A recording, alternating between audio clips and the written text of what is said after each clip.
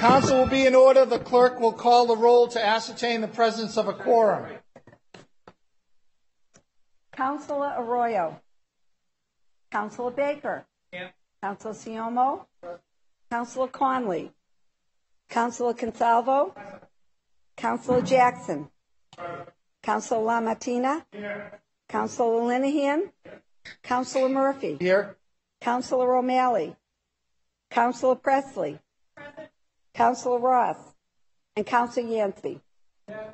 Mr. Chairman, Mr. President, we do have a quorum. Clerk informs me that a quorum is present. I'd ask all councilors and all guests to please rise at this time as I have the honor to introduce City Councilor Felix Arroyo, who will introduce His Excellency Metropolitan Methodius, the Greek Orthodox metropolis of Boston, who will deliver today's invocation. After His Excellency Methodius delivers today's invocation, I'd ask all to remain standing as Councilor Arroyo will lead us in a salute to the flag. City Councilor Felix Arroyo. Thank you, Mr. President. Today I have it's really an honor to have him here today with us. His Eminence Metropolitan Methodius. He's the Metropolitan of Boston, which is the spiritual leader of the Greek Orthodox metropolis of Boston, which covers all of New England.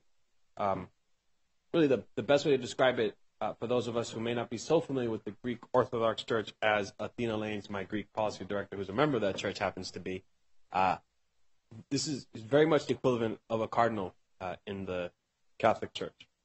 He was enthroned as the Bishop of Boston in '84 and elevated to the office of Metropolitan in '97. He received the Bachelor of Arts degree from Hellenic College and a Bachelor of Divinity from Holy Cross Greek Orthodox School of Theology.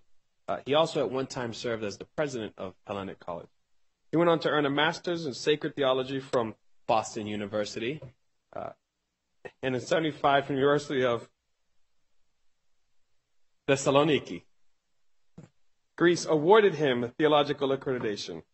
He earned much recognition for his work and outstanding community contributions to our community, including the creation of Philoxenia, a house which offers housing to medical patients and their families who otherwise would not be able to afford them. He is a well-regarded leader in our community and across all of New England. And as my good friend and colleague from Hyde Park knows, 02131 boasts the highest percentage of Greek residents in one zip code in the entire state of Mass. And our Greek friend over here saying he lives there too. In the entire state of Massachusetts. Also, on April 7th, we will be celebrating Greek Independence Day, and he is inviting all of us, and will do so in his own words, to celebrate that day with him and his community here in Boston. So with that, and without any further ado, His Eminence.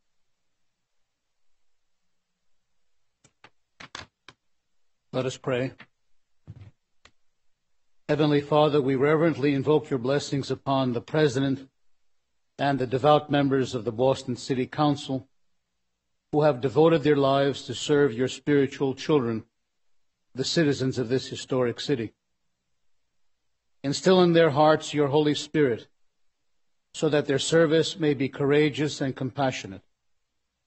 May they and all of us be especially attentive to the needs of our brethren who suffer, the homeless and hungry, the widows, the orphans, the strangers, the least of our brethren whom you have entrusted to our care. Strengthen us to build a better tomorrow which will come to pass only if we are able to see your image in the faces of every man, woman, and child. Renew our faith in the hope of realizing the vision you have given us of a caring society of brothers and sisters in your household. Hasten the day that we will all recognize that you are our God and there is no other. May we comprehend the words treasured by the prophet Joel. And it shall come to pass that I will pour out my Spirit on all flesh. Your sons and daughters shall prophesy, and your old men will see visions. Imbue the members of the Boston City Council with the spirit of truth. Grant them wisdom, insight, and boldness to address the challenges confronting our city. Captivate their hearts, mold their ethos, inspire their minds, and mentor them as they exercise the responsibilities of their office. We ask this in your name, Father, Son, and Holy Spirit. Amen.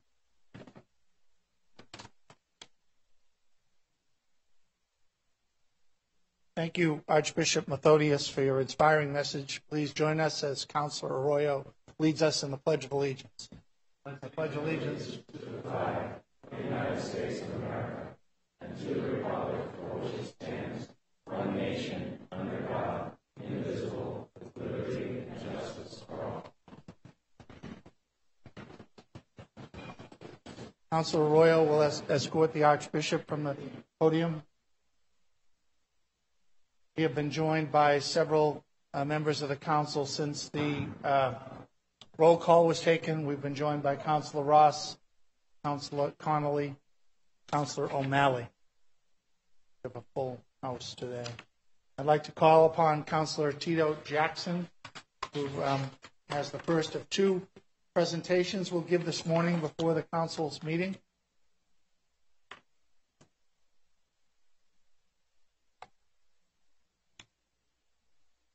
Councilor Jackson. Thank you, Mr. President. I am honored to be here today, and I'd like to call up the Dean of the Boston City Council. I was going to say Reverend, but we hold him in reverence, City Councilor Charles Yancey. We are here to honor folks who have gone over and above the call of duty, who saw an issue, saw an opportunity, and stepped forward to seize that opportunity. We are here to honor Officer Frank Williams of the Boston Police Department and Miss Tony Wiley of Sportsman's Tennis and Enrichment Center. Let's give them a round of applause, please.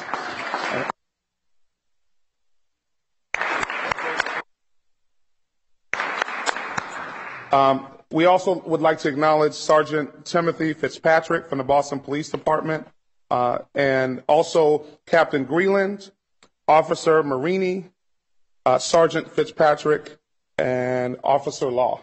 If they could come forward also. We want to acknowledge the great work that these folks are doing, not on the clock, but from the goodness of their heart, and as an intervention to some of the violence that we have seen in our community. And just in brief, in 2009, Frank started Volley Against Violence, a Boston Police tennis program for youth. The program gives young people fun and active things to do on a Friday night, tennis skills, mentoring skills, life skills, and also some really good exercise, which I could use.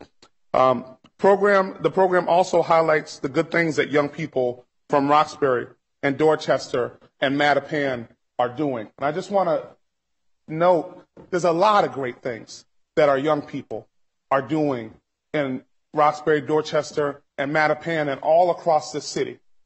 We know that our papers say one thing, but every counselor in this room knows the reality of how bright our future is in the city of Boston. The program is a huge success. Enrollment has increased dramatically every year. And we'd like to thank Frank, as well as Tony and the whole team, for the great work that they have done.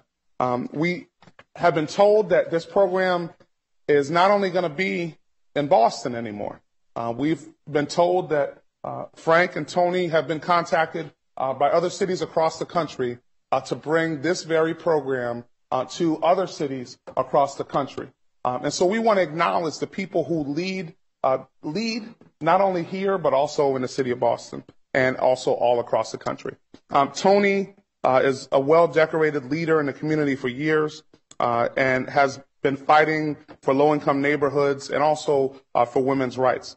Tony has over 10 years experience in the nonprofit and managerial end of things and 15 years of executive experience, and we won't add that up, Tony. We promise we won't add that up. Sportsmen's, it's just a stellar organization in and around our community, and we thank them for the great work that they've done. I think this just speaks to when one person or two people see something, doesn't need recognition, doesn't need credit, because understand this program has been going on for 4 years. So if they were waiting for credit or recognition, it took a little while. But this program is one that saw an opportunity, saw a need, and they just stepped forward and made it happen. So I want to thank Frank, I want to thank Tony, and all of the men and women, not only for your service on the streets and protecting us, but the proactive approach that you take. We know that violence is actually addressed better by engaging our young people, bringing them in and guiding them, rather than having to enforce the laws upon them. So I'm going to bring Frank forward. I'm going to bring Tony forward. And we have resolutions for you, but we'd like to hear your message. And also, we'd like the captain to speak. Frank, let's give it up for Frank, please.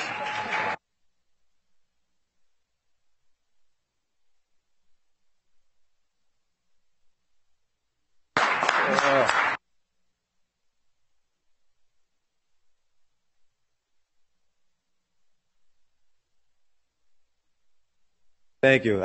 It's an honor to be here in front of all you young people and adults. We wanted more kids, but they're in school, so we couldn't do this.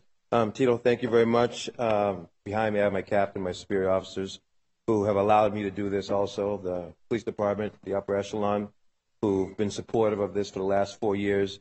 Ms. Tony Wiley, who I can't say enough about, it's been a dream working with her. We came up with the idea about 4 years ago, and we had no money. And we were like, you know what, let's just do it anyway. So we put it all together, found kids in the neighborhoods, the inner neighborhoods like D Street Project, Mary McCormick, borrowed the police vans, stuck them in the vans and brought them to Sportsman's. When you take a kid out of the projects and bring them to a place like Sportsman's, it's almost like a field trip. It's a 20-minute ride in traffic, and you get there, and it's like, wow, I didn't know this even exists. So with the help of Sportsman's, the Boston Police Tennis Program, some people in the community, and other organizations like the Goodwill, we've managed to get about 2,000 tennis rackets to put in the hands of kids who may have never hit a tennis ball in their life. So thank you very much for allowing me to be here. I'm glad I get to work with the people I do, and here's Tony. Thank you.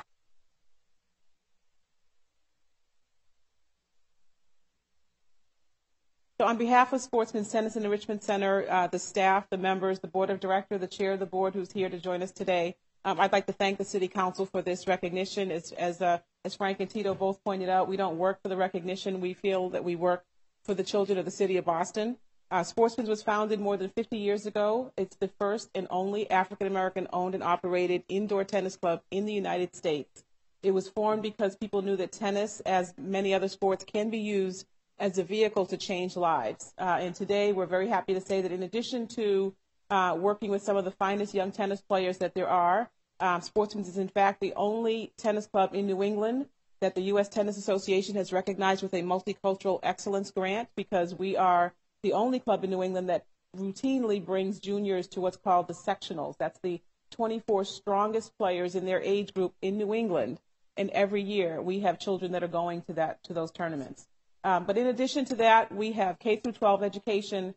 We have a GED program, an SAT prep program, a free boys leadership program, a free girls leadership program. We fully believe that our youth are the key to our future, and that we will invest in them in every way possible. This program is just one example of that. We're thrilled to partner with the Boston Police. They come out every time we ask them, whether it's Friday, Sunday, any of the programs that we do. We're thrilled. We know that we sit in the area that has been deemed near the hot spots for youth violence, and we refuse to be labeled that way. We see ourselves as an oasis, and that's what we seek to be. So thank you for your recognition.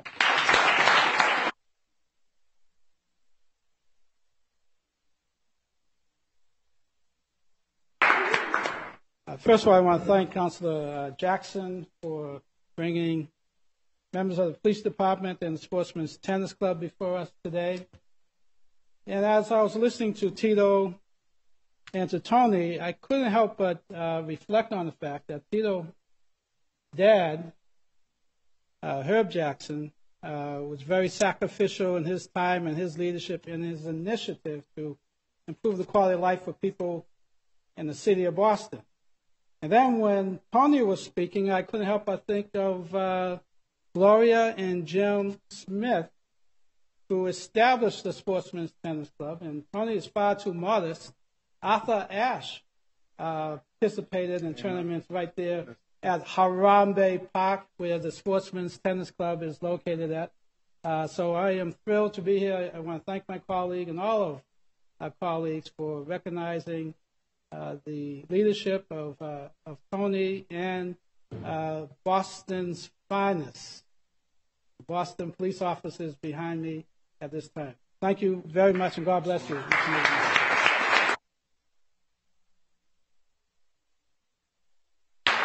Hi, I'm John Greeland. I'm the captain at District 6. Frank works for me over at 6. I took over there 2 years ago. I took over the station, and that's when I found out about the tennis program. I've been over there. It's a great program. They don't just whack tennis balls around. They sit, they talk with the kids, they talk about life's goals, they talk about behavior, and I recommend any of the members of the council to go over and see what it's like. It's a great program. Anywhere between 125, 140 kids are there on a Friday night. Pretty neat thing to say. It's a diverse group. It's a great program. Boston Police Department stands behind Frank and Tony, and thank you for putting it together.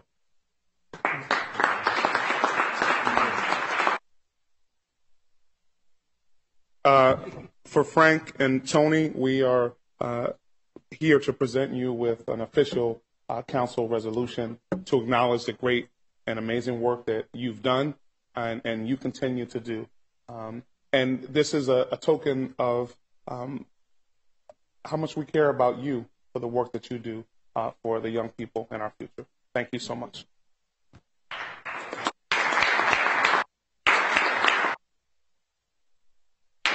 Could have our colleagues come up.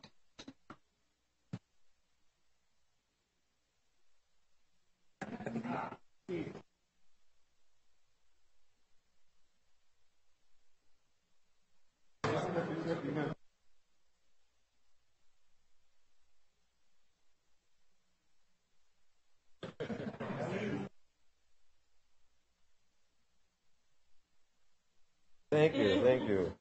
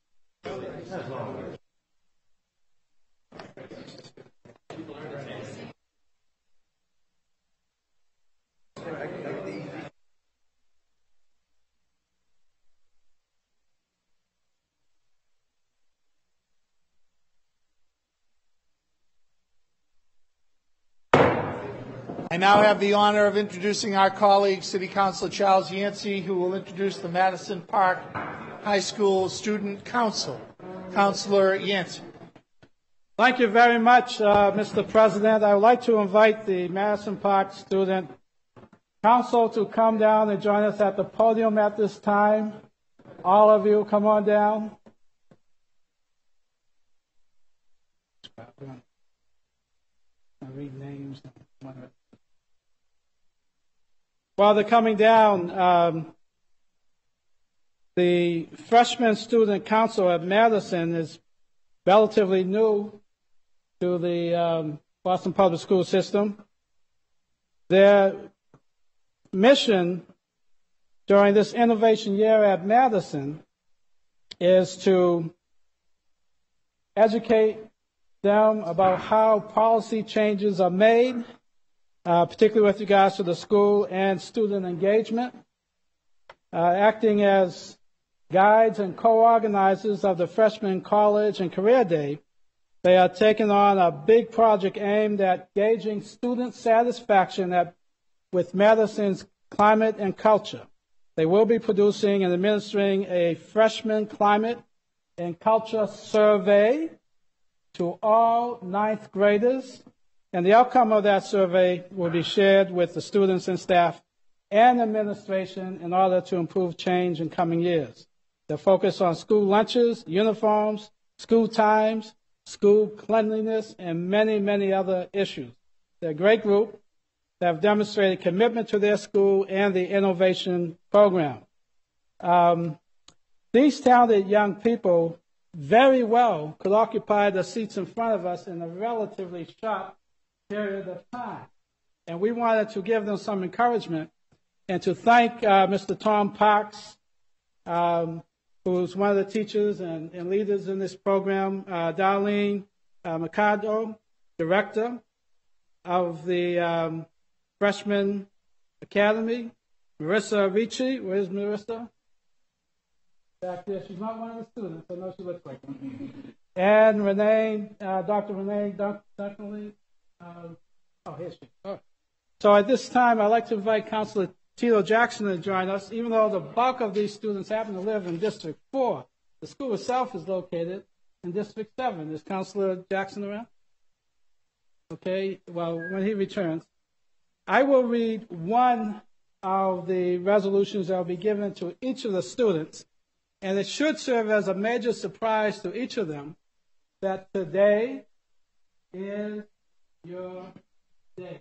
Each and every one of you will be recognized for this day in the city of Boston. I'll start with Christian Rangel. In fact, I'm going to ask Councilor Jackson to read some of these names for me. Come on up here, Councilor. All righty. And as your name is read, we just want you to come up and accept your resolution. So I'll start with Alondra Acosta. Give her a round of applause. Come on.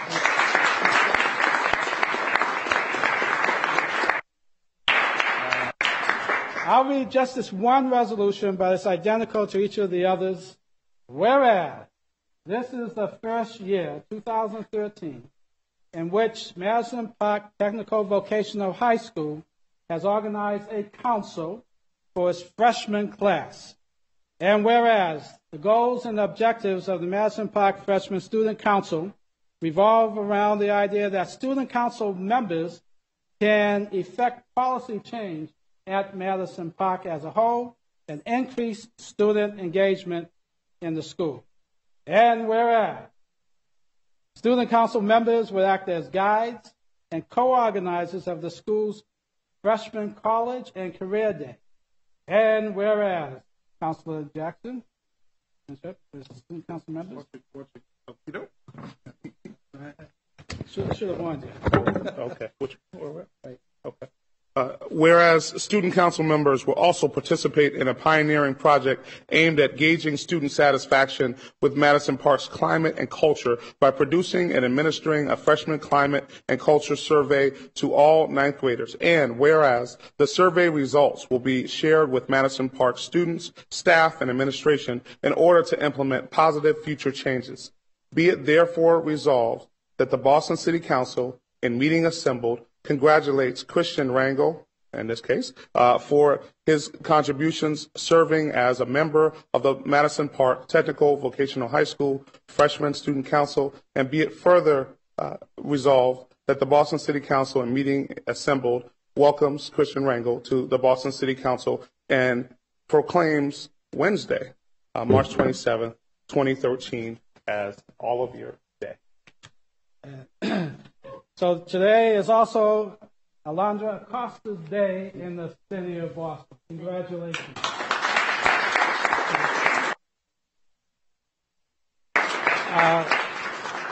There's also Yvette Vasquez Day. Yvette.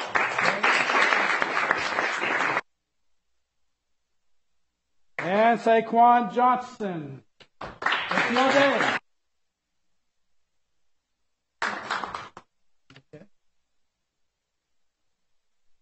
Okay. Kamal Caldwell, it's your day. Where are you?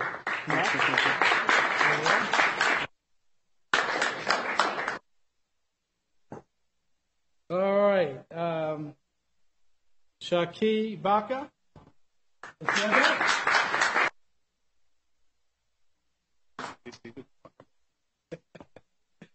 All right. Finally for me is Tyree Harris. He already has. You know, when I was in the second grade, my folks forced me to wear a suit and tie to school. Just like you. All right. Okay. Councilor Jackson. And Christian Rangel, can you please step forward?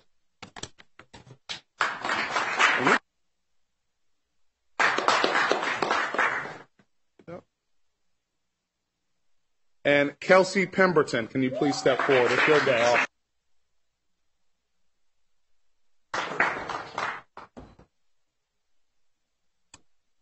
Darian Reed, can you please step forward?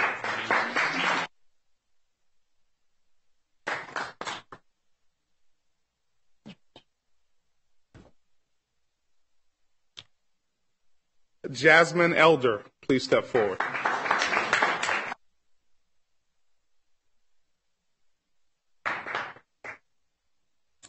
Wilfredo Vasquez, can you please step forward?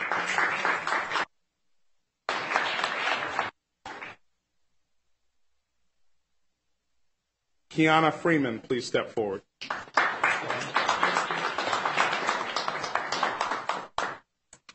And Centra Louis, please step forward.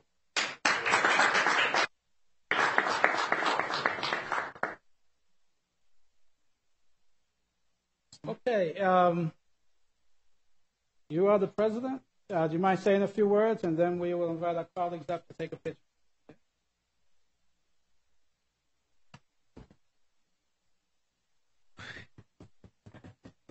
My name is Christian Rangel. I am the president of Madison Park of Ninth Grade Academy, and we are trying to make a change off of this school. Trying to make change off of the education, off kids, off of everything.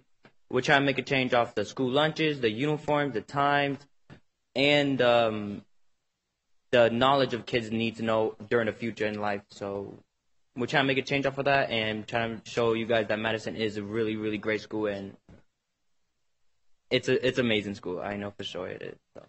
Well, congratulations, Mr. President.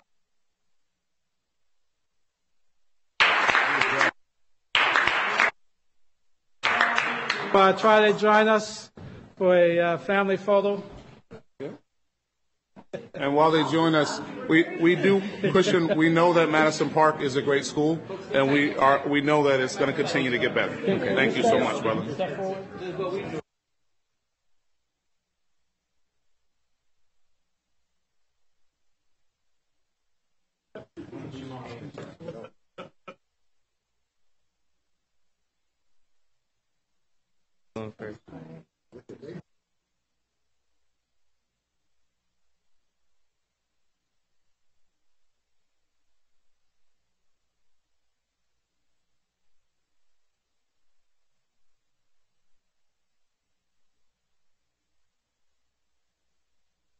And congratulations, Madison Park freshman.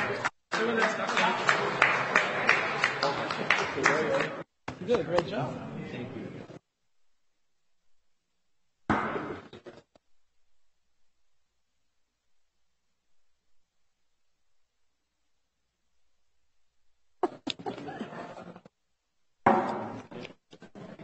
Uh-oh, this chair is broken.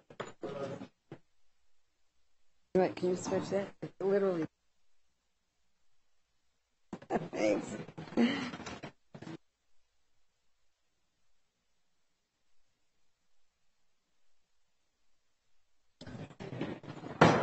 Thank you, Councilors Yancey and Jackson, and congratulations to the Madison Park ninth grade student council. If there are no corrections be made, the minutes from last week's meeting will be approved. Seeing and hearing no corrections, the minutes are so approved. Chair recognizes Councilor Charles Yancey. Sorry. Okay.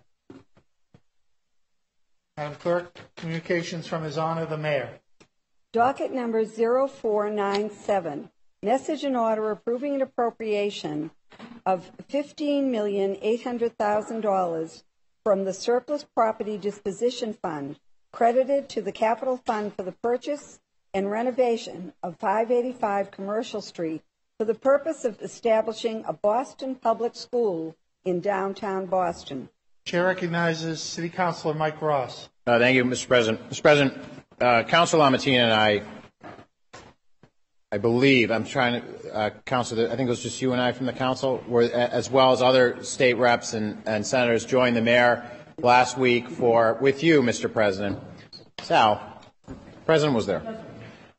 With you, Mr. President. How soon they forget, Mr. President. Joined you and joined the mayor in celebrating an activity for downtown neighborhoods that hasn't occurred since the Jimmy Carter administration, and that is the opening of an elementary school in our city in a downtown neighborhood. A major, major announcement and a major, major accomplishment, not just for this city, but for public education in this city. If you think about it, 20 years ago, if you had the choice to attend the Boston Public Schools and you did so, you were considered a pioneer. Meaning if you were a downtown parent and you were sending your kids to public schools in Boston, people thought of you as a pioneer. And today, you're just a regular Bostonian. Because the reality is that downtown families who wish to go to our public schools now want to go to our public schools. And the whole concept of public education is an education system that appeals to everyone, and not just people who have fewer choices, and not just people who aren't going to move out or aren't going to go to private school. It's just public education should be for everyone. And today in Boston, public education is for everyone. This is an accomplishment and a victory for the families of the neighborhoods of our downtown communities, the North End, Beacon Hill, Back Bay, Fenway, Charlestown. These families have less access to public education than anywhere else in the city. I did a request from the school department. I asked them to tell us what are the percentage of families living in downtown neighborhoods who receive their choice versus other families in other parts of the city. So citywide, you have a 72% chance of getting your choice when everything else is averaged out. In the neighborhoods that I represent, it's a 35% chance. It's well below, as John Connolly well knows, as many of you well know, it's well below any other neighborhood. And the reality is that across the city, our neighborhoods are turning back to the Boston Public Schools. It's a huge accomplishment. It's an accomplishment for this council, for our school committee, for our mayor, and it's something that I think we should celebrate. So today is, to me, a celebration that the school department is now asking for funds to build a downtown elementary school for our kids, for our families, for our parents. It's a tremendous victory. And then when you add to that what's happening at the other downtown schools, nearby downtown schools, the Quincy, the Elliott, the Warren Prescott, all the work that all of you have done in those schools, it's a real great success. I want to just single out Ania Camargo, who is a resident of the Beacon Hill community, who galvanized other parents, other people in the community to get this, to be part of this victory and to be a part of the success of this. I think this is a great announcement. I hope that we can pass this and all support this. It doesn't mean we're done. It doesn't mean that we don't need to improve those schools that are left behind, and there are. It doesn't mean that we have to focus on that. We will. But we also, while we're doing that, have to continue to move forward where we can. And if we have parents willing to stay in this city and make Boston their home for another decade or two, this is a great way to do it. And I'm really excited to support this initiative. Thank you. Thank you, Councilor Ross. Chair recognizes Councilor Charles Yancey. Thank you very much. Mr. President, I learned about this in the media. I was not able to attend the mayor's announcement. But I rise, Mr. President, because more than 3,000 people signed petitions to build a new high school in the city of Boston. Back in the year 2000, Mayor Menino said that he would support the building of a new high school on the grounds of the Boston State Hospital, all the while vetoing a loan order that was passed by this body. Now, Mr. President, we live in one city. I think students in every part of the city of Boston should have access to quality education. I support everyone having access to quality education in the city of Boston. In fact, my youngest sister, Eleanor, who's a teacher in the Boston Public Schools, attended the Prince School in downtown. Many, many years ago, of course, that school has been closed. My son attended the Snowden High School, which lacked all facilities that high school students should be able to take for granted in the city of Boston. So today we have 4,000 Boston Public High School students attending their classes in substandard buildings, not by my standard, but by the standard of the Boston Public Schools, by their own admission.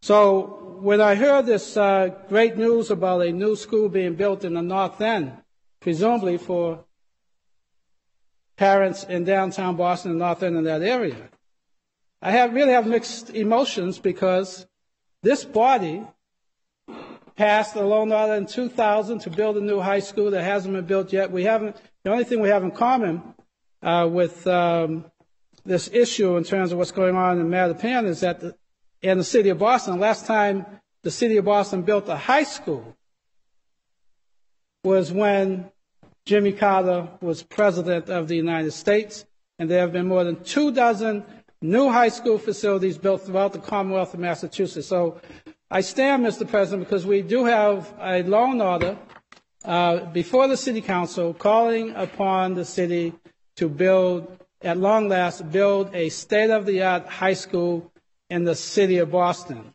And I am asking each of our colleagues to support that effort.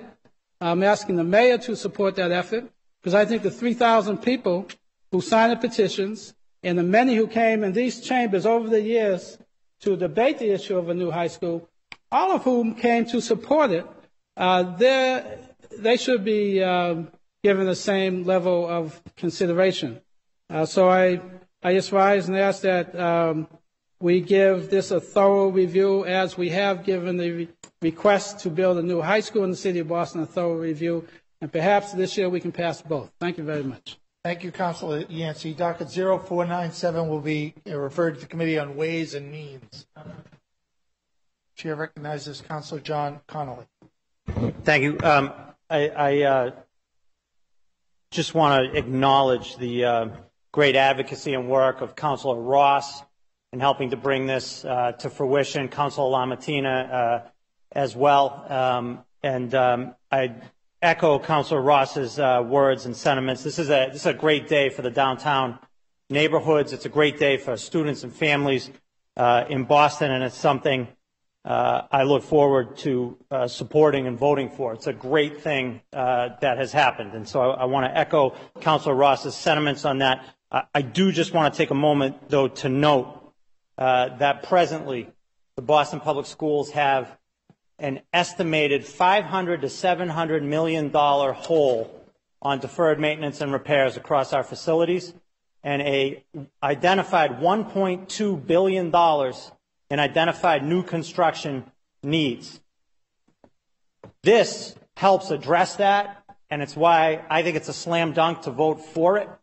But we can't forget that the complete lack of management of facilities by the Boston Public Schools has resulted in the majority of our children going into substandard buildings every day. We saw this when we dealt with the vote earlier last year around the pilot school expansion, the moving of the Mission Hill School. This is a district that has no long-term school facilities plan. And as long as they operate in this manner, our kids won't be getting the best. And one thing that you'll be hearing about tonight at the Boston School Committee is the fact that the Boston Arts Academy application for school building authority reimbursable funding to help make the vote that we took last year a reality was rejected by the school building authority. If you look at the application itself, you will see borderline incompetence by the Boston Public Schools in applying for these funds. And it's unforgivable, and it's not okay. And so it's great that we're getting a downtown school, one big step forward, two big steps backwards on a $700 million deferred maintenance hold, $1.2 billion in needed new construction, and a group of people over at the school department who can't even fill out an application for school building authority funding appropriately. Thank you, Mr. President. Thank you, Councilor Conley. Docket 0497 will be referred to the Committee on Ways and Means.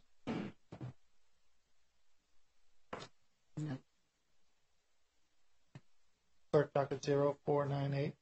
Docket number 0498, message and order authorizing the police commissioner to accept and expend an FY 2009 to 2010 port security grant of $753,585.35 from the United States Department of Homeland Security for the purpose of providing funding to port areas for the protection of critical port infrastructure from terrorism. Docket 0498 will be referred to the Committee on Public Safety.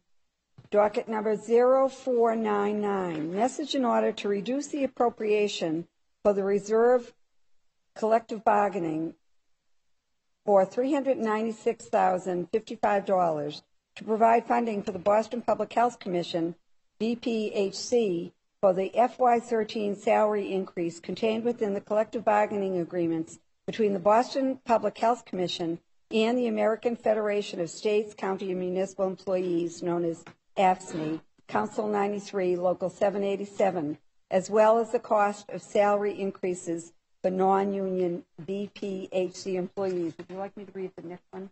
Yeah, but they're both going to Ways and Means. Yeah. Docket number 0500, message and order approving a supplemental appropriation of $396,055 for the Boston Public Health Commission for FY13 to cover costs contained within the collective bargaining agreements between the Boston Public Health Commission and the American Federation of States, County, and Municipal Employees, known as AFSCME, Council 93, Local 787, as well as the cost of salary increases for non-union BPHC employees, filed in the office of the City Clerk, March 22, 2013. Docket 0499 and 0500 will be referred to the Committee on Ways and Means.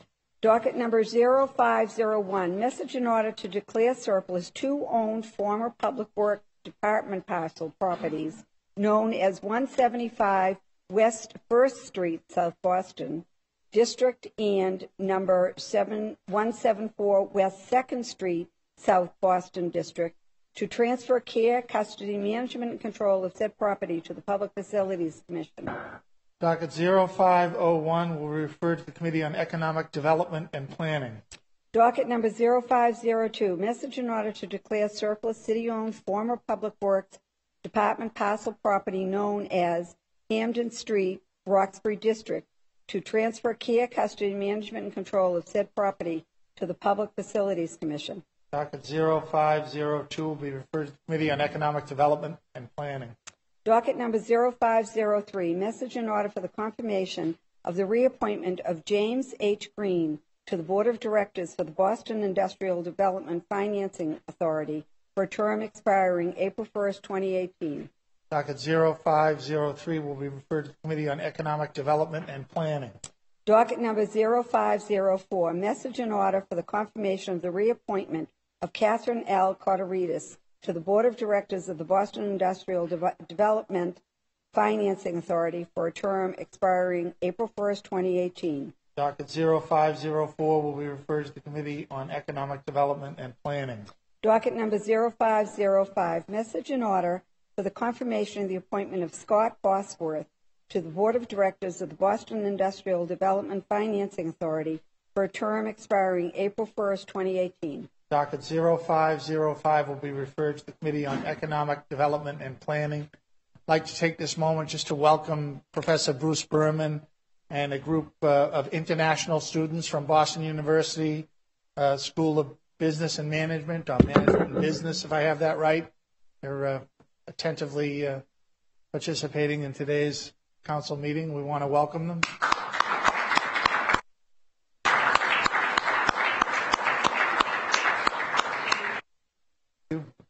Reports of public officers and others. Docket number 0506, communication was received from Councilor Lamatina, Chair of the Committee on Rules and Administration, regarding the process to hire a new staff director. Chair recognizes Councilor Sal Lamatina on docket 0506. Thank you, Mr. President. As you know, a staff committee, this is the staff director process, and we'll be voting on that today. Just some history. The staff committee reviewed and selected and this is the whole process, a suitable number of candidates for the staff director position. The staff committee reviewed 54 resumes as applications. The staff committee, which is selected 9 candidates for brief interviews based on their supervisory experience, municipal government experience, and other government experience. On January 10, 2013, the staff committee met with all 9 candidates to gather information on their background, skills, and relevant to the staff director position. It should be noted that one candidate is a member of Councilor Murphy's staff, and upon hearing of her selection for interview, Councilor Murphy set up a personnel subcommittee of the Committee on Rules and Administration and recused himself from further involvement in the process. And the chair of that was Councilor Bill Linehan. I don't know if you want to add any of the process or you want me to continue. Okay. The 9 candidates were ranked in order by assessments of their background and skills and recommended that the personnel subcommittee interview the top 3 of the 5 candidates. Subcommittee chairperson Linehan opted to interview the top 5 candidates. On Tuesday, February 6, and on Wednesday, February 7, the Subcommittee on Rules and Administration met to interview the 5 candidates. The selected candidates included a former town administrator, a former public health commissioner, project manager, a former state house staffer, a U.S. Marine administrator, and a current city council chief of staff. While each candidate brought relevant skills and experience, the personnel subcommittee recommended 3 candidates to appear before the Committee on Rules and Administration on February 27, 2013. And as you know, the interviews were conducted. The 3 candidates were Robert Canavazzi, Daisy De La Rosa, and Bernadette Lally. The committee met on March 6 to discuss the candidates. The committee reviewed the process, discussed the candidates' interviews, and experienced the other relevant skills. The committee voted 5-1 to recommend Bernadette Lally as staff director to the full council.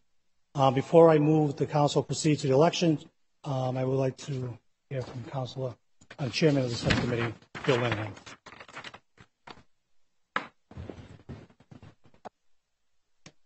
Thank you, Mr. President.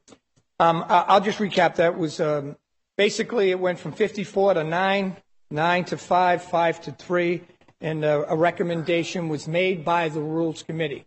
This is an open, transparent process that mirrored the last 3 hires that which we did: research director, legislative director, and budget director. This is the exact same process, virtually, that we did. And at the end, the committee made a recommendation to the body, and it was accepted. With this particular matter, the process was the same, but the final outcome will not be a yay or a nay related to the recommendation of the Rules Committee, which was Bernadette Lally. It will be a voice vote by person's name. I just want to make sure that that folks know that this was different than any process that I've been involved in, and I've been involved in most of them since becoming a city councilor. And the process was set up to be the same, including the vote. So therefore, I don't feel that the process would be different if we knew it was going to be a voice vote and it was going to be by name. The process might have been different. So again, I just stand here to reiterate what was done in the past, how we've gotten to this position, and also that I support and will be voting for the person that the Rules Committee 5-1 nominated for this position, Bernadette Lally. Thank you. Thank you, Councilor Linehan. Chair recognizes Councilor Tito Jackson. Thank you very much, Mr. President. First, I'd like to thank the President for putting me on this committee. It was a well-run process, and I'm very happy to have been on the committee. I am the one vote that voted in the affirmative for Daisy De La Rosa. And I just want to state this was a great group of candidates. There's some really awesome folks who were represented in this group of people. Notably, there was an ex-Marine who moved to take care of a friend of his. He didn't make the cut. I think, and I know today in my heart of hearts, I am not voting against anyone. I am going to be voting for somebody, and in the affirmative for somebody. I felt that Daisy De La Rosa was the best candidate, and I still feel that today we have an opportunity, as Councilor Linehan noted, to have a different process. Oftentimes we adopt a report, and that report is what stands. Correct me if I'm wrong, Mr. President. What will happen today is the report will come before us, but then the actual vote, whether the report is accepted or not, will be based on an election voice vote by name of the folks here. Again, I know, and I got to see up close and personal, that this is a very qualified and talented group of people. There are no losers in this. The council will be better and will be a winner with the candidates present. So again, I will be voting in the affirmative for Daisy De La Rosa. I believe her background, her experience, and the things that she has done to date lead me to believe that she would be the best candidate. I would like a point of information, Mr. President. I've stated something, but I want to make sure in terms of the actual process, because I've not done this before, that I'm correct. You're correct, Councilor Jackson. Councilor LaMattina is not a committee report. It's a communication from the group. Okay. So you are correct. Thank you. So we will proceed forthwith to the selection or election of a staff director for the Boston City Council. Clerk will call the roll. Each councilor will say the name of the person they are voting for staff director. Councilor Arroyo. Councilor Baker. Councilor Siomo. Councilor Conley. Councilor Consalvo. Councilor Jackson. Councilor LaMattina. Councilor Linehan. Councilor Murphy. Bernadette Lally. Councilor O'Malley. Councilor Presley. Councilor Ross. And Councilor Yancey.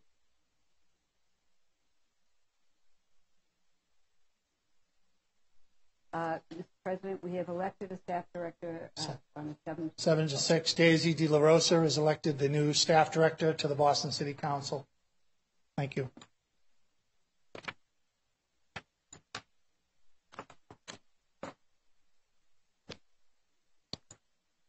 Madam Clerk, docket 507.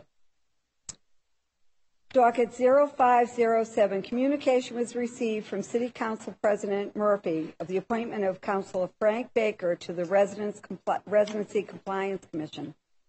That matter will be placed on file. Docket number 0508, notice was received from the Mayor of the reappointment of Gary L. Sanderson as a member of the Boston Groundwater Trust for a term expiring March 20, 2015.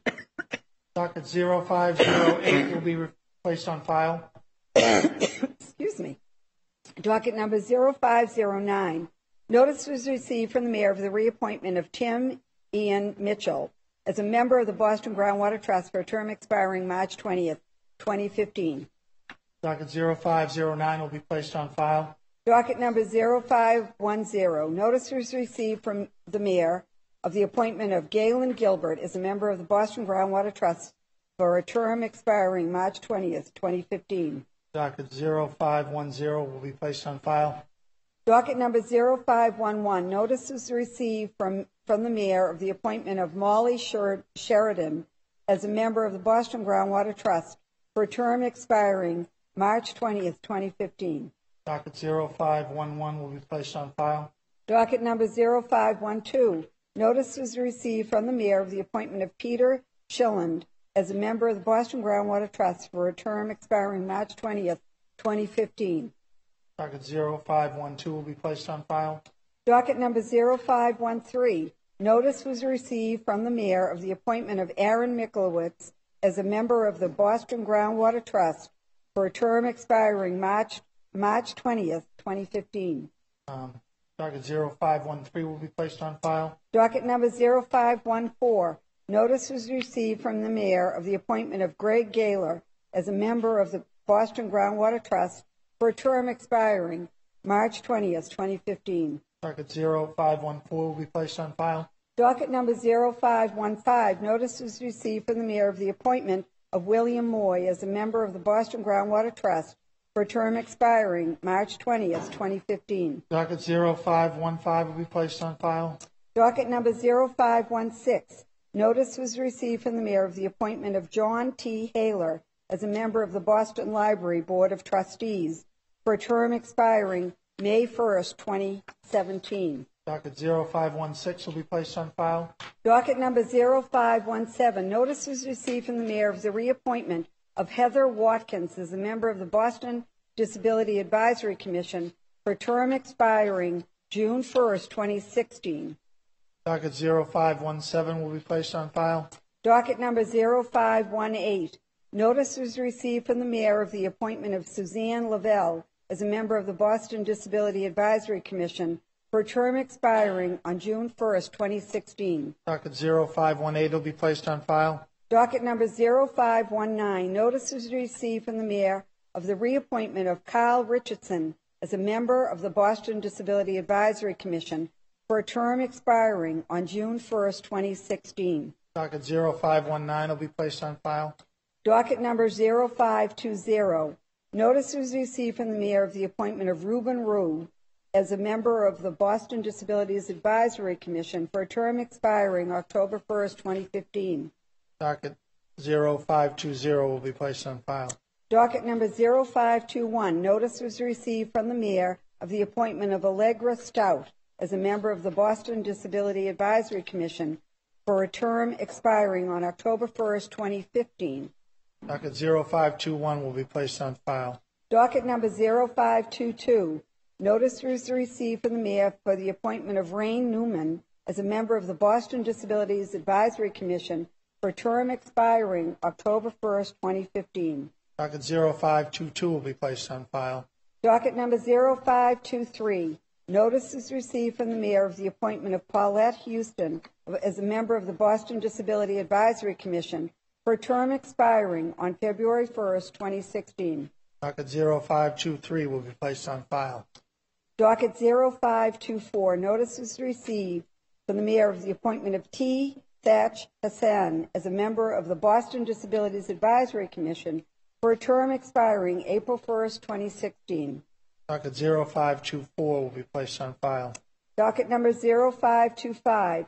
Notice was received from the clerk in accordance with Chapter 6 of the Ordinances of 1979 regarding action taken by the mayor on papers acted upon by the City Council at their meeting of February 13, 2013. Docket 0525 will be placed on file. Docket number 0526. Notice was received from the city clerk in accordance with Chapter 6 of the Ordinances of 1979 regarding action taken by the mayor on papers acted upon by the City Council at its meeting of February 27, 2013. Docket 0526 will be placed on file. Docket number 0527. Notice was received from the city clerk in accordance with Chapter 6 of the Ordinances of 1979 regarding action taken by the mayor on papers acted upon by the City Council at its meeting of March 6, 2013. Docket 0527 will be placed on file. Reports of committees. Docket number 0114. The Committee on Public Safety, to which was referred on December 5, 2012. Docket number 0114. Message and order authorizing the Mayor's Office of Emergency Management to accept and expend a grant of $8,689,118 from the United States Department of Homeland Security Urban Area Security Initiative UASI grant FY 2012 to address the unique planning, training, exercise, equipment, and operational needs of large urban areas. Submits a report recommending the order ought to pass. Chair recognizes Councilor Mike Ross on docket 0114.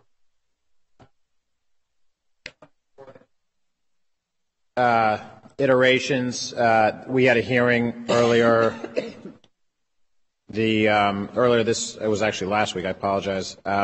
On this matter, and I would at this point recommend passage of the matter. Thank you.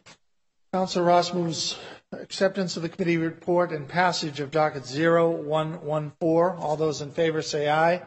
Opposed, no. The ayes have it. Docket 0114 has passed. Docket number 0115, the Committee on Public Safety, to which was referred on December 5th, 2012. Docket number 0115, message and order authorizing the Mayor's Office of Emergency Management to accept and expend a grant of $87,500 from the United States Department of Homeland Security fiscal year 2011 Emergency Management Performance Grant, EMPG, to provide resources to assist local government to sustain and enhance all hazards emergency management capabilities. Submits a report recommending the order ought to pass. Chair recognizes Councilor Mike Ross on docket 0115. Mr. President, I was remiss in mentioning in docket 0114, one of the matters, and I was trying to remember this, one of the matters that is going to be added to it, we should all take some pride in one of our fellow colleagues, Councilor Consalvo, with his ShotSpotter initiative, will be expanded through these grants. And it's an additional 1 square mile will be added to the ShotSpotter system, which was brought to the city of Boston by Councilor Rob Consalvo. So he deserves credit for having brought that initiative to here. This is a smaller grant, the $87,500 grant, which will allow additional capacity for our first responders and our emergency responders with regard to hazard containment, hazard matters. Thank you. Councilor Ross is moving acceptance of the committee report and passage of docket 0115 at this time. All those in favor say aye.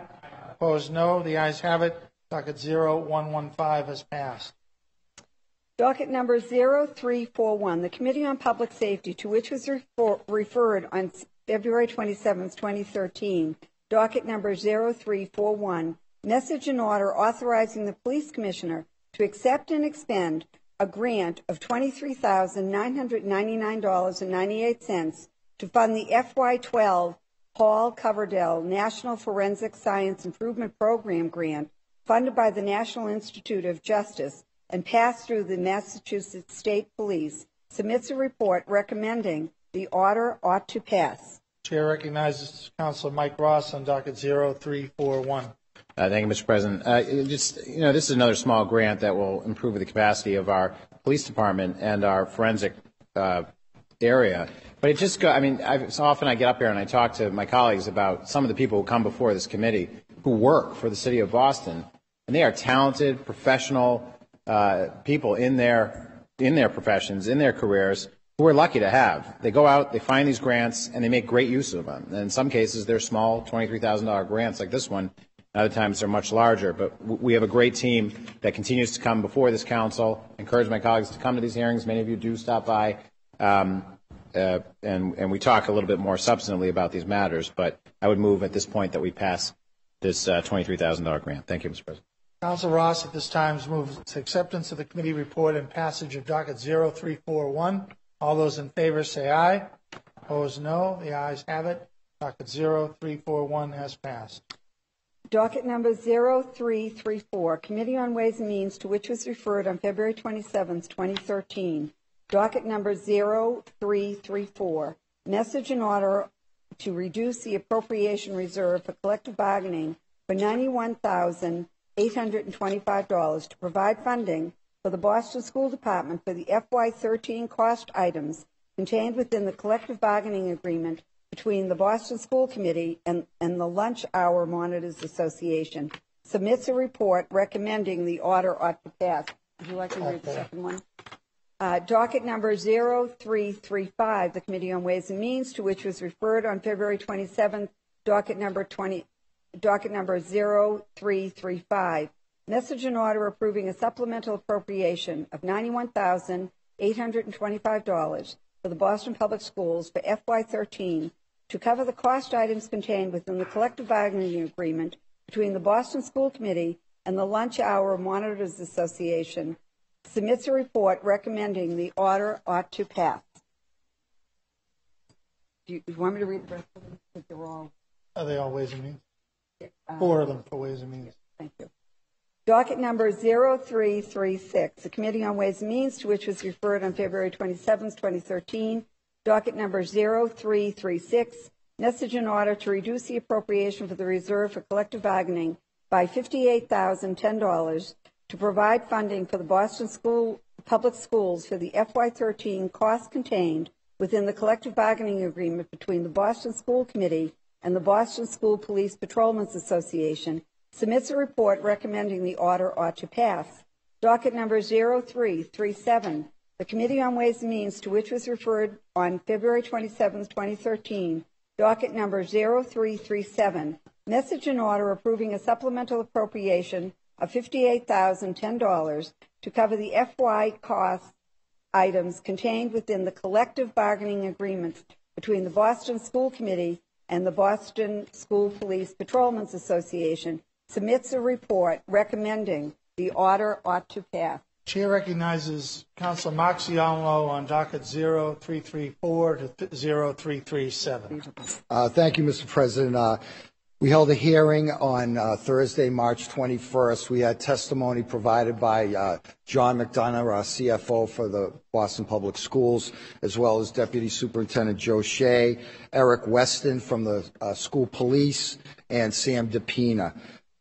These agreements are structured just like the prior 12 agreements that we've passed last year. I thought it was helpful to have another hearing just to refresh my own memory, but for others who wanted to come in and question these collective bargaining agreements. With the exception of a couple of provisions in these contracts, such as employee evaluations to improve performance, lunch monitors will now be obligated to accompany field trips during their shift hours. They will also be paid for school vacation weeks and school closings due to weather. The school police contract was modified regarding overtime and detail assignments to ensure equity. Career awards were increased by $100 to $1,500 for 10, 15, and 20 years of service. And they were also granted one floating holiday, creating a sick leave bank.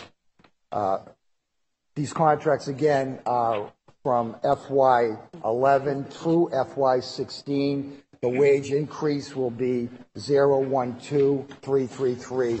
As I said, like the many other collective bargaining agreements we've passed prior to these. So I recommend that we pass these 4 dockets today. Thank you. Councilor Siomo moves acceptance of the committee report.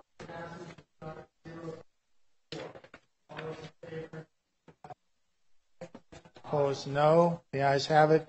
Docket 0334 is passed.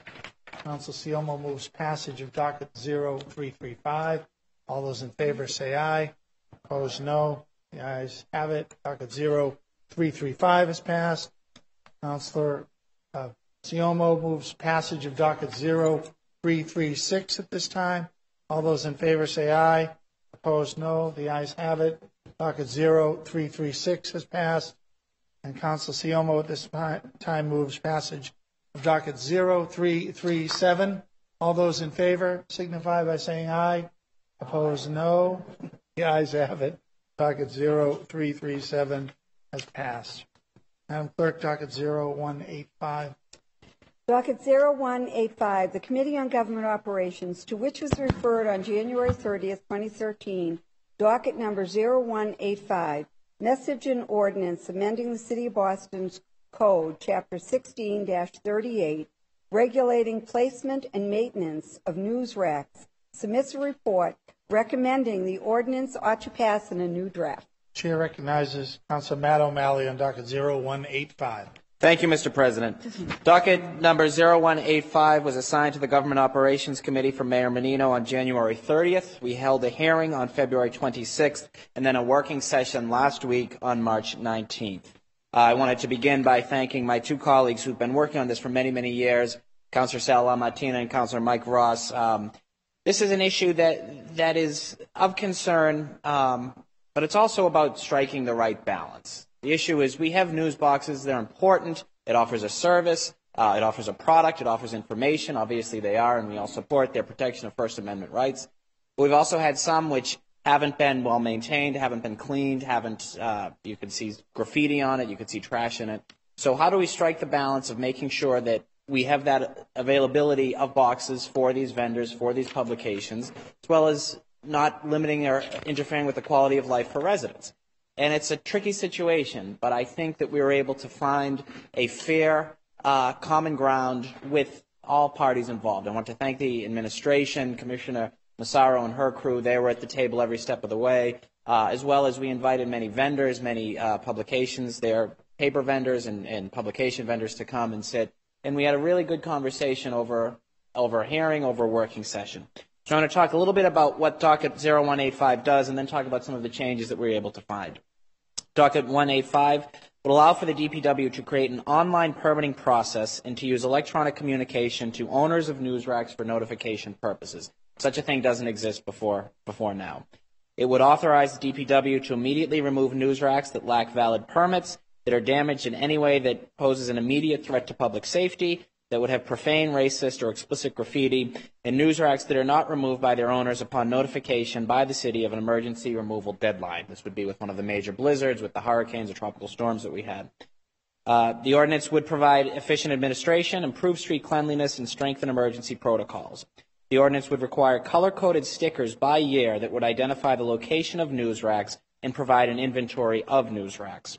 It would authorize the city to charge permittees a per-box fee to cover removal costs when permittees fail to remove their news racks in advance of emergency situations, and it would require the owner to ensure that the immediate area surrounding and underneath the news rack is kept reasonably free of dirt, litter, debris.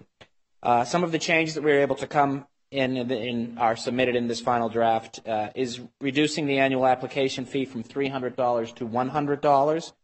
It alters the allowable grouping of news racks side to side to no wider than 4 news racks. It extends the allowable timetable to recover removed news racks to 15 days. It removes language addressing operator visibility related to the existence of corrals, and I'm going to get back to that in a moment. So I'm recommending passage in a new draft because it provides administrative efficiency, improves street cleanliness, strengthens emergency protocols for public safety purposes, and it isn't as injurious to these vendors as the initial fines and fees and regulations were. And I think that's important. It was devastating to me, and I know to many of you, to see how hard it is for some of these small publications. There was Boston's Alt Weekly, the Boston Phoenix, a newspaper that's older than me and many people in this room, and something that I read every week, announced they were going out of business. It wasn't because of news racks, because of a larger issue with advertising revenue, with online readership and rivals, etc. But it is important to be cognizant and to work with these other publications to make sure that they have a shot. I think this does this, and I wouldn't be putting it before this body if I didn't think we're able to find a reasonable and acceptable process in place that other cities do by having the color-coded sticker system, by having some sort of a fees that could pay for it. This truly will help the DPW do the job while also setting out parameters that I believe the industry can work with. I've reached out to members of the industry. Obviously, they prefer nothing, but I know they were helpful or appreciative of what we were able to do. The administration has assured us that it'll be prorated as this goes into effect next year. I think that's important to note as well. And I think it's also I think that the change language in this that we're about to vote on strikes the right balance. And that's ultimately what I saw my job going into this, to deal with the quality of life issues while not making insurmountable challenges to these small publications. We all value them. We all want to see them thrive. We want to do what we can to make sure that the readership is wide and far and deep. And I think that this does that. So I thank you for the time, Mr. President. I urge passage of this ordinance. Thank you. Thank you. Chair recognizes Councilor Ayanna Pressley. Do you want to go first? Okay. Thank you, Mr. President. I just rise to commend the chair for his good work. If I didn't know better, Rob, I think Matt might be gunning for a spotlight in Governing Magazine. But this is just one of your strengths in being able to strike that right balance. I had my own reservations about this ordinance. I do believe certainly we have to do everything necessary to reduce blight, certainly, and especially blight that is offensive. And there was a lot of graffiti and often that was offensive, but was worried about the cost burden on an industry that is already struggling, and an industry that not only creates many jobs, but also plays a critical role in informing the people we represent and serve. So I'm encouraged by your efforts to strike the right balance, and I thank you for your good work. Thank you, Councilor Pressley. Chair recognizes Councilor Mike Ross. Thank you very much, Mr. President. I wish to support the report and thank the chair. I think we have to keep in mind that while this was occurring, and certainly not through our efforts, or any act that we did, but coincidentally, the Phoenix went out of business. The Boston Phoenix went out of business while we were taking this matter under advisement. So needless to say, the conversations in our working session were colored by this financial reality that these news boxes deal with. I mean, this is the method in which we're distributing our First Amendment rights in locally here, right? And so we were very cognizant of that. That is why the chair and other members, Councilor LaMattina and I, really pressed to make sure that a fair remedy was created. And the key hallmark of that was a significant reduction in the costs to the publishers. We're actually at a place which is, Cambridge has been charging these publishers for years and years and years to have their news boxes out in the streets, and we have failed to implement any type of regulatory structure whatsoever. Our structure is right, in the right range. We're not gouging. We're not overreaching. We actually lowered what was recommended by the city. City's actually going to lose a little bit of money on this. City's not going to.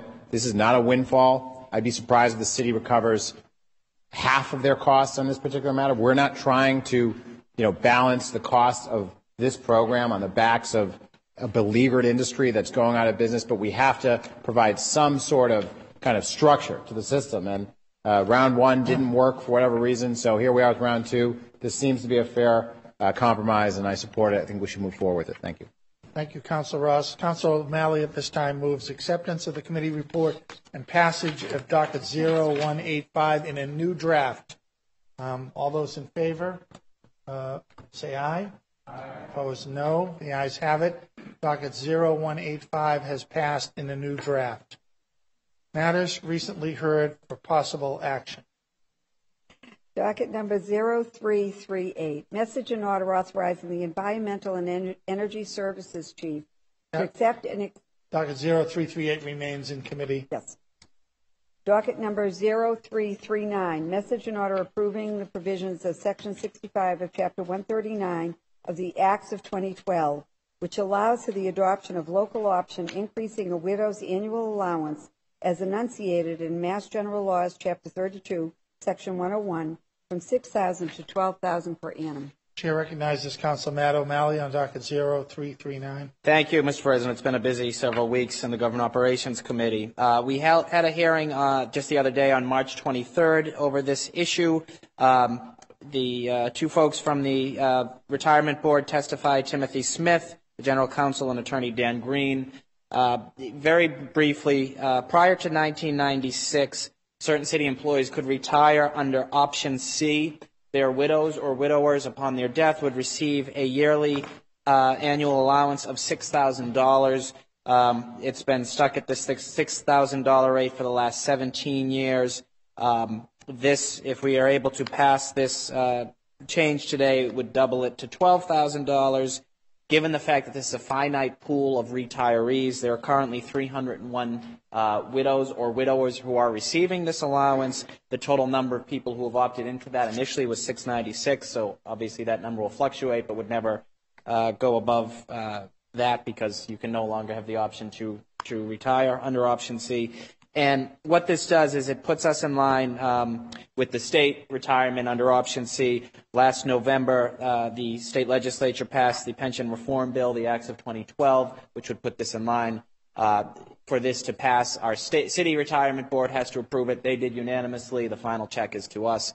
Again, this is something that I think will just help those widows and widowers who are receiving a very, very fixed income, $6,000 per year, into something more manageable and put us back in line with the state, reflective of the changes made in significant reform in the Pension Reform Act of 2012. I urge its passage. Thank you, Mr. President. Thank you, Councilor O'Malley. Chair recognizes Councilor Tito Jackson. Oh, sorry. Councilor O'Malley moves acceptance of the committee report and passage of docket 0339 at this time. All those in favor say aye.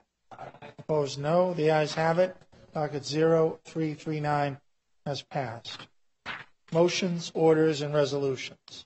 Docket number 0528, Councilor Arroyo and Councilor O'Malley offer the following order for hearing on citywide curbside composting program. Chair recognizes Councilor Felix Arroyo on docket 0528. Thank you, Mr. President, and also allow me to thank my co-sponsor and the district councilor from Jamaica Plain for lending his name to this hearing order as well. The idea to this would be very similar to what those of us see as just commonplace today, similar to the curbside single-stream recycling pickup. It wasn't that long ago that was a new idea. And now we enjoy a great program in the city of Boston that most, if not all, residents participate in and gladly do so. I know in my own household there's significantly more recycling in the single-stream recycling bin than in the trash bin. This takes it just a little bit further, and it says that those who would want to participate in composting, you think about putting your table scraps together in a bucket, in a bin, and then that produces good fertilizer and soil for gardening.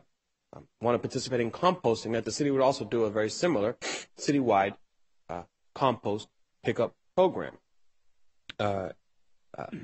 On many things, Boston is a leader and the innovator and the trendsetter. On this one, we're not. San Francisco has been doing it for 13 years now, a citywide curbside pickup program that has resulted in 78% less trash falling in landfills due to in San Francisco.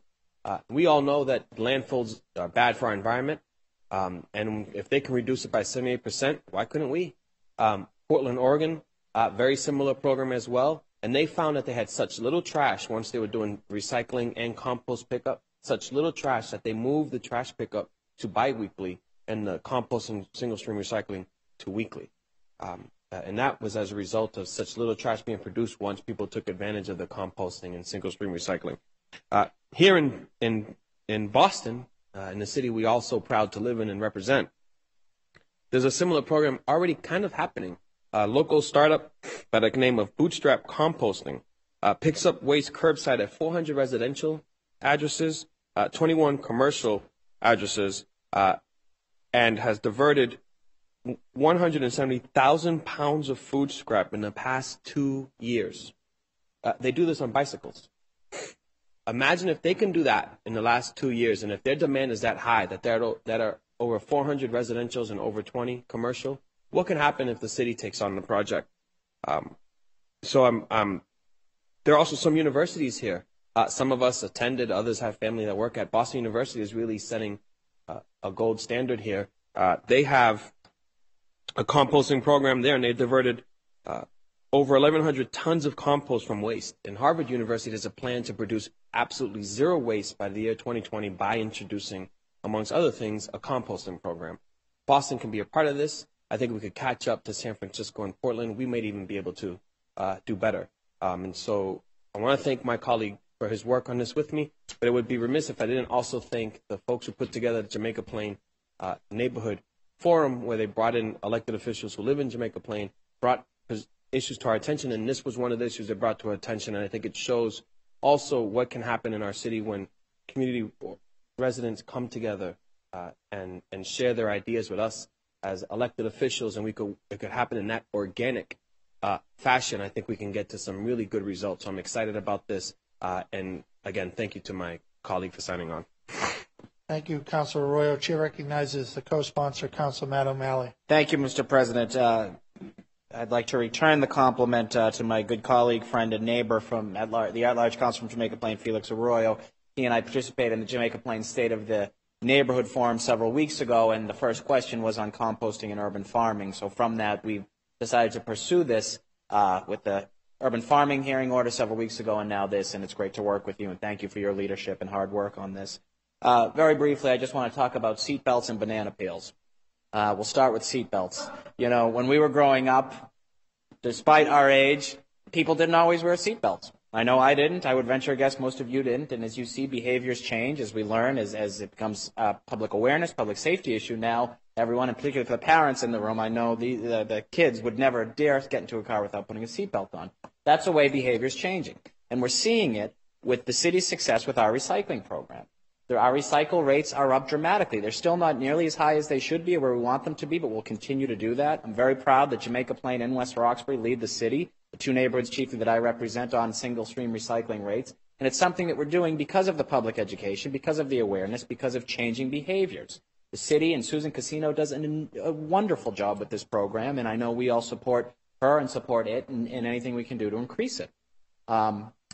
I believe that composting is the next best step to do it, which also, by the way, dovetails very nicely with this urban farming, because we can talk about using this compost back into some of these farms, into these public gardens. So when I talk about a banana peel, I want to talk about what happens when we buy a banana is we throw it in the trash typically. I know I do when I'm done, and it goes to a landfill, and it is capped, and it turns into methane gas, which is bad for the environment. But if we were to compost that same banana peel, it would come full circle. It would turn into great compost and nutritious mulch and go into gardens that could plant, not bananas, but could plant other fruits, other vegetables, other plants. And I think that's a very important thing. So anything that this body can do to continue this conversation, to take the success of what we've done with recycling and bring it to the next level with composting, working with some local really industrious folks who have begun doing this, working with some of our great activists. So many people have already begun doing it. The city actually has a very good program where they offer discount compost bins, both for the backyard as well as for the small table scrap ones, which is a fantastic program that we need to be celebrating and getting out there more. Works in tandem with this. We will change behaviors, and it's very briefly to wrap up. This is good policy. That's the right thing to do, and it's what saves us money. We are paying per tonnage for trash pickup. We are generating revenue for every tonnage of recycling that's picked up. Composting is the same exact thing. It's the right policy. It's good for the environment, and it saves us money. What can be better than that? Thank you, Mr. President. Thank you, Councilor O'Malley. Chair recognizes Councilor Arroyo. Councilor O'Malley touched on it, but there's a slight chance that this could even be cost negligible because the city could resell the compost to private gardeners and private farmers, and can also provide the compost to various nonprofits like the Food Project that I participated in, that's in Councilor Jackson's district, that do urban farming today. So as we look at this, I know we have to be conscious about cost, but there's a slight chance it's cost negligible, and at the very least it would save us money from all of the trash that we have to pick up, as Councilor O'Malley just stated. Thank you, Councilor Arroyo. In that matter, docket 0528 will be referred to the Committee on City and Neighborhood Services. Chair recognizes Councilor John Connolly Just to sign on. To add his name Thank to you. docket 0528, as well as Councilor Jackson, Councilor LaMartina, Councilor Presley, Councilor Ross, Councilor Yancey. Docket 0528 will be referred to the Committee on City and Neighborhood Services. Docket number 0529. Councilor Conley and LaMartina offer the following resolution in support of updating Massachusetts bottle bill. Chair recognizes Councilor John Conley on docket 0529. Thank you, Mr. President, and just want to begin, thank my colleague, Councilor LaMartina, who has co-sponsored this resolution or very similar versions of it for, I believe, going on 4 years now. The Massachusetts bottle bill established the ability to redeem carbonated beverages. And it was a wild success initially. But what wasn't anticipated at the time that it passed was that someday there would be beverages like Gatorade, bottled water, and non-carbonated beverages, so that you have this situation where today you can redeem this for a nickel, but you can't redeem this for a nickel. Can this go in curbside single stream recycling? Yes, and it will get recycled, but you can't redeem it.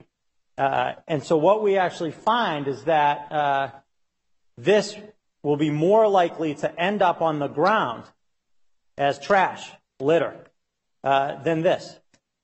I don't see any reason, it defies common sense, that both of these are not redeemable.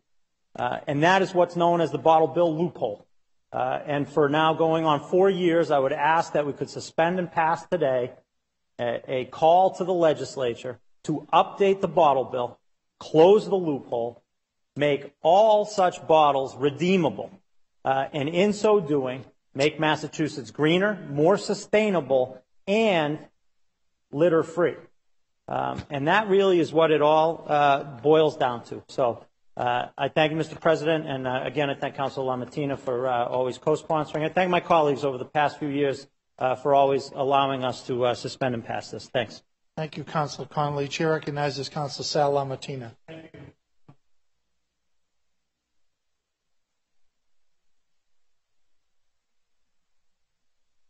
It just makes sense. A couple of weeks ago, we had a hearing on the water bubblers. Councilor O'Malley, we have the best water in the country. Boston just came back from Florida. Water is terrible. But if you're really serious, if you really want to reduce the plastic, if you really want to reduce plastic containers in this city, we really need to pass this bill. We need to urge our colleagues at the State House to pass this. This is important for our environment, and I urge you all to sign on and pass this. Thank you. Thank you, Councilor LaMattina. Chair recognizes Councilor Tito Jackson. Mr. President, I'd like to compliment my colleagues who have put this forward. This is important legislation. I can remember when the big bottles used to get 10 cents when they first actually rolled out the bottle bill. And also, there's another issue that at some point we should also take up, which is the folks who take your bottles back. Those folks haven't been, their redemption fee has not been raised in a really long time. And many of those folks are going out of business in many of our districts throughout the city. So I think that's another important issue that we need to continue to move forward on. But I see Connecticut, Hawaii, Maine, New York, and Oregon are states that have moved forward on this important issue. We should not be behind those states. Thank you so much, Mr. President. Thank you, Councilor Jackson. Chair recognizes Councilor O'Malley. Thank you, Mr. President. I wasn't planning on being as chatty as I have been this meeting, but I did want to rise to thank Councilor Connolly and Councilor LaMattina for their work and leadership on this. The Commonwealth of Massachusetts ranks 6th in consumption of plastic water bottles. If you were in 20% of those 300 plus million gallons, so not bottles, gallons of water, less than 20% of them are recycled, which means if you were to take the number of plastic bottles that are unrecycled each year just in Massachusetts and lay them back to back, you would circle the globe 11 times. And that's something that came out of our great hearing with Councilor LaMattina on our water access to our great drinking water. So I just wanted to thank them for their leadership, ask that my name be added, and we'll certainly be voting for this if we are able to do so today. Thank you. Please add the name of Councilor Matt O'Malley to docket 529. Anybody else wishing to add their name? Councilor Presley. Please add my name, Madam Clerk. Councilor Ross, Councilor Yancey, Councilor Jackson, Councilor Linehan, Councilor Consalvo, Councilor Siomo, and Councilor Arroyo.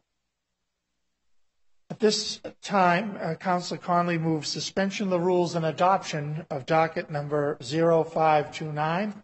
All those in favor signify by saying aye. Aye. Opposed, no. The ayes have it. Docket 0529 has passed. Docket number 0530, Councilor Conley and Presley offer the following order approving a petition for a special law regarding certain licenses for the sale of alcoholic beverages in the city of Boston. Chair recognizes City Councilor John Conley on docket 0530. I don't have any props this time because it would require beer bottles, and I left those at home. But this home rule is aimed at closing a loophole that has impacted social organizations throughout the city. There is a restriction on holding a special liquor license that you can't hold one for more than 30 days. And in fact, really the practice is on either a weekly or monthly basis for so-called special licenses. But up until 2009, there were a group of social organizations in the city which held a special classification of license that allowed them to have a liquor license at their establishments. And just to be clear, these were not for-profit entities, and these were not bars or taverns. These were organizations like the Skating Club of Boston, Mamleo, the Syria Temple, the West Roxbury Knights of Columbus, the George Wright Golf Course, and the Franklin Park Golf Course. These are liquor licenses that are really part of running a successful social organization. And in most of these cases, the vast majority, I should also mention Outward Bound was one of them, these organizations give a lot back to the community. And part of the way they generate revenue is sometimes on hall rentals, but also through membership. And certainly having a liquor license helps facilitate membership and those activities in the most positive sense and positive way. In 2009, the ABCC pulled all of their licenses. Now, some of them have been able to get other licenses, such as Franklin Park and George Wright, but many of these organizations, including Syria Temple and Mamleo, have not been able to get a license back, and we are functionally asking these organizations and telling them the only way they can get the license back is to pay market value, something that they cannot afford, and they're not in the for-profit business. So this aims to simply close that loophole and would enable these organizations to be grandfathered functionally and get a special license back and allow them to operate as they did prior to 2009. It would apply only to this group of organizations, so it would not open the floodgates. But I think this issue does speak on a broader level to the issues of equity and fairness, as well as the aspects of a closed social and cultural life that we have here in Boston so often, though those are issues that my co-sponsor, Councilor Presley, has already been championing, so I won't expound on them because I know she will address them in part. But thank you, Mr. President, and look forward to a hearing and hopefully winning everyone's support on this. Thank you. Thank you, Councilor Conley. Chair recognizes Councilor Ayanna Presley. Thank you, Mr. President. And thank you to the lead sponsor, Councilor Conley, for inviting me to co-sponsor and to participate in a meeting which really elucidated to me this loophole and this problem. I was invited to participate in that meeting with the West Roxbury Knights of Columbus and Mamleo, given the work that I'm already doing to reform the state liquor license law. And this meeting, again, made me aware of this loophole and yet another challenge in our alcohol licensing process. When I've previously spoken about this issue before the body, I've mostly spoken about it from the vantage point of restaurants and the adverse impact and challenges for them. But this issue not only impacts our small business owners and our budding entrepreneurs, but also our community organizations. our fraternal organizations, our cultural institutions. In 2009, due to a new regulation announced by the ABCC, many of these organizations, without forewarning, had their special licenses rescinded. They were told they were no longer valid. And these organizations really do serve as community anchors. They create and foster and build community. They provide incredible community service, everything from turkey giveaways to fundraisers around autism, and the list goes on. Moreover, they provide spaces for people to come together to celebrate a baby shower or a bridal party. And if were it not for these venues, these social venues, these gathering places, these cultural institutions, there would be no other venue that many of these families could afford to celebrate such an event. But because of an arbitrary regulation, these organizations which anchor our communities were stripped of their ability to provide services to the communities they serve. And not having a license limits the events they can book for community members, limits the revenues they can use to support their organization, and limits how much they can give back to the community. This isn't right. These organizations and the communities they serve shouldn't struggle because of an arbitrary decision. So I hope you will support this home rule petition. And again, thank you for inviting me to co-sponsor. Thank you, Councilor Presley. Docket 0530 will be referred to the Committee on Government Operations, but not before we add the names of Councilor LaMattina, Councilor Jackson, Councilor O'Malley, Councilor Consalvo, Councilor Yancey, Councilor Arroyo, Councilor Siomo. And that matter will be referred to the Committee and Councilor Linehan. Docket 0530 will be referred to the Committee on Government Operations. Personnel orders. Docket number 0531, Councilor Murphy for Councilor Conley. Offer the Councilor following. Conley moves suspension of the rules and passage of docket 0531. All those in favor say aye. Opposed, no. The ayes have it. Docket 0531 has passed. The clerk informs me that there are 2 late filed matters in her hands, which in absence of objection will be added to today's agenda. Hearing no objection, the matters are so added. Clerk will read the first edition of the agenda. Councilor Stephen J. Murphy, on behalf of Councilor Arroyo, offers the following matter that effective Saturday, Councilor Arroyo March moves 23rd. suspension of the rules and passage of the first late file matter. It's a personnel matter. All those in favor say aye. Opposed, no. The ayes have it. The matter is passed. Second late file. Councilor Stephen J. Murphy for Councilor Arroyo offer the following. Arroyo moves suspension of the rules and passage of the second late file matter. All those in favor say aye. Opposed, no. The ayes have it. The second late file matter has passed. Anybody wishing to remove a matter from the green sheets may do so at this time. Chair recognizes Councilor Jackson.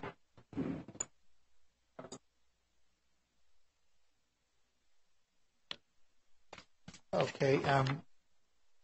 Councilor Jackson's rising for unanimous consent to make a speech. You have the floor, Councilor Jackson. Thank you very much, Mr. President. I just wanted to let my colleagues know that we have a inter-regional conversation that's going to happen tomorrow. We have a hearing on talent retention and how we keep our young talent in the city of Boston. It's going to be tomorrow night from 5 to 8 p.m.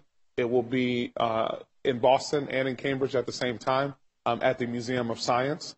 And we will have a good discussion about how we retain this talent. I'd like to note that, we know, and I'd like to compliment the president on his push for pilot reform. We know that we subsidize every single student who walks through the city of Boston because we know these schools don't pay at the same rate. And so with us only retaining, the Fed actually notes 20% of the young people who go to school in the city of Boston who aren't from here. We need to do better. We need to be more thoughtful about how we do that. And that's what this hearing is about. So again, this will be the inaugural hearing for the GOET committee, and I'm really looking forward to that. Thank you so much, Mr. President. Thank you, Councilor Jackson. Chair recognizes Councilor Ayanna Pressley. Thank you, Mr. President. I just wanted to make an announcement. All of you will see on your desks a flyer for my 3rd annual Operation Prom Dress and we have now added Tuxedo Drive. So often we talk about the challenges facing our young people, but it's important that we do our job to defend their childhood and young adulthood. They have to grow up so fast these days. And, prom is very expensive. And so I think it's an important hallmark and milestone. I hope you will help me to make this memory a reality for the young people throughout the city of Boston. You can drop off, if you'll talk to the women in your life, dresses that perhaps they no longer fit. I won't ask you to offer suits that no longer fit because you're all looking very svelte, so I'm sure you can fit everything that's still in your closet. But if there's a suit that you're no longer wearing or that, it's filling up your closet, I hope you'll raid your closet and donate a suit or tie or some accessories to the Prom Dress and Tuxedo Drive. Thank you. Council Presley. Chair recognizes Councilor Charles Yancey. Thank you, Mr. President. I just wanted to remind our colleagues that the Councilor LaMartina has scheduled a hearing on snow removal this coming week. I believe it's Tuesday at 10 o'clock.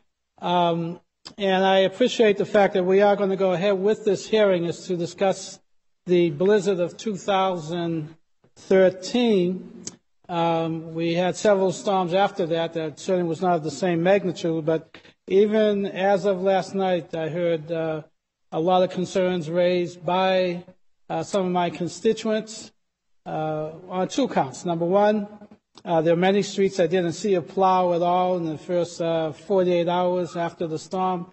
And secondly, now many of my constituents are receiving tickets for snow that's been dumped on sidewalks by some of the city contracted plows. So it's going to be an interesting hearing. I want to thank the good chairman for convening it. Thank you. Thank you, Councilor Yancey, for that announcement.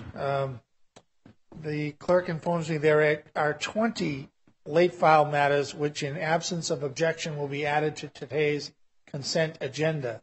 Seeing and hearing no objection, the matters are so added. The chair moves adoption of the consent agenda. All those in favor say aye. Opposed, no. The ayes have it. Consent agenda is adopted. I ask all councilors and all guests to rise at this time as the council prepares to adjourn.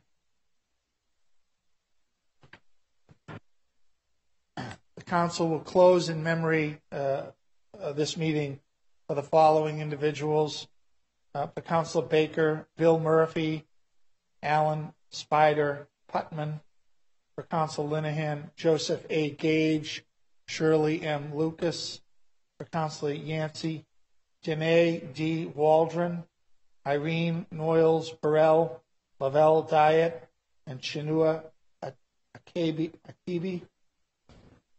Councilor Siomo, Joseph Gerard Jumbo Rufo. For Councilors Conley and O'Malley, Carl Joseph Paulo. And for Councilor LaMartina, Celeste Ascalilio, Antonetta Murillo, and Robert Scopa. Moment of silence for all those.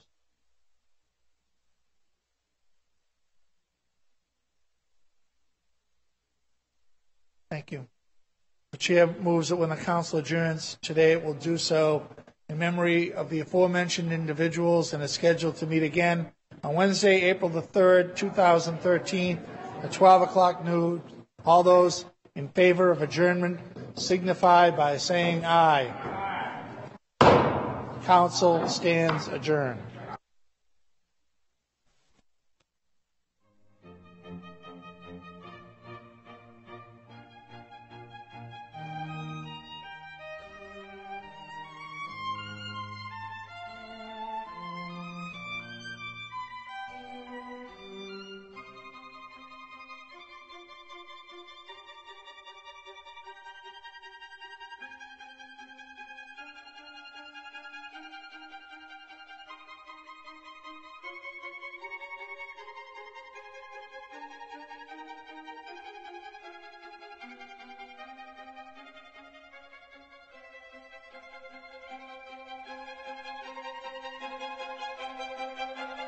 Thank you.